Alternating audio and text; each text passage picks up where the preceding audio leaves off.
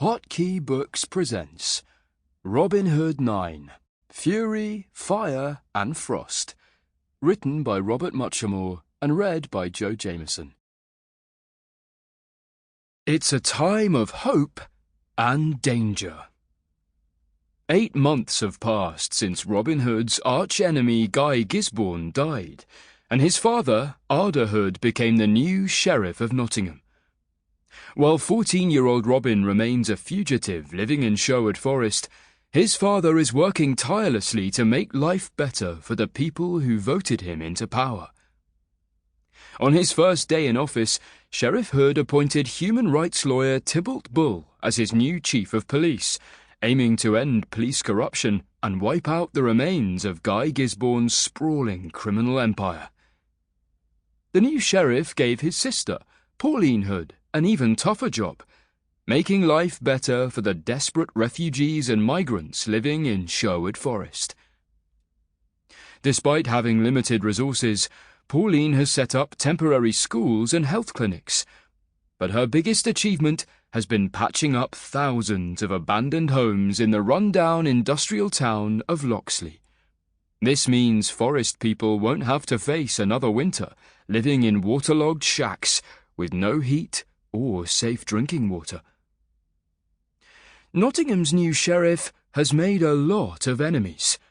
They include cops fired for taking bribes, corrupt government officials, gangs battling to replace Guy Gisborne as the area's top criminal, powerful businesses that can no longer use Loxley as a giant illegal trash dump, and rival politicians who say Arthur Hood helps scrounging forest people at the expense of hard-working taxpayers.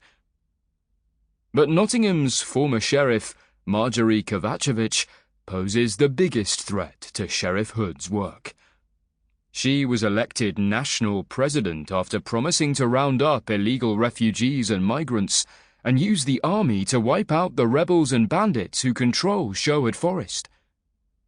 So far, President Marjorie has successfully blockaded the southern delta, capturing migrants before they reach Sherwood. But she can't use military force to retake the forest without a new law being passed.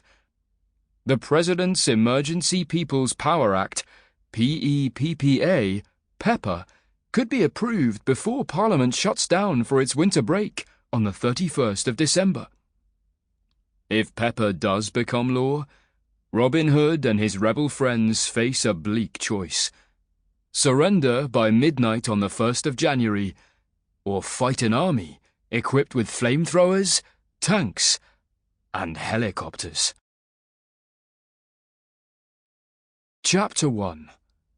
Black or White. The Three Sisters Canteen was decked out for the season, with strands of tinsel and a blinking-nosed inflatable reindeer. The cafe had been built to provide cheap breakfasts and rapid lunches to workers in car factories that no longer existed. Now, 2/3 of the tables were permanently roped off, and the place survived serving hungover uni students and workers from Loxley's trash dumps. Lottie, the waitress, seemed to have stepped from the past, with mountainous lacquered grey hair and frilly trim around her pink apron. Her eyes narrowed as she approached 2 14-year-olds at a table close to the service counter. "No school?" she asked, in a gravelly smoker's voice. Josie Longshanks shook her head and told a lie. "Dentist, we're due back after lunch." Lottie wasn't convinced, because the pair were holding hands across the plastic table cover, but she wouldn't push it, as long as they were no trouble. The boy was Alan Adale, Robin Hood's oldest friend. He was gangly and 2 meters tall, even with his afro squashed under a Nottingham Penguins baseball cap.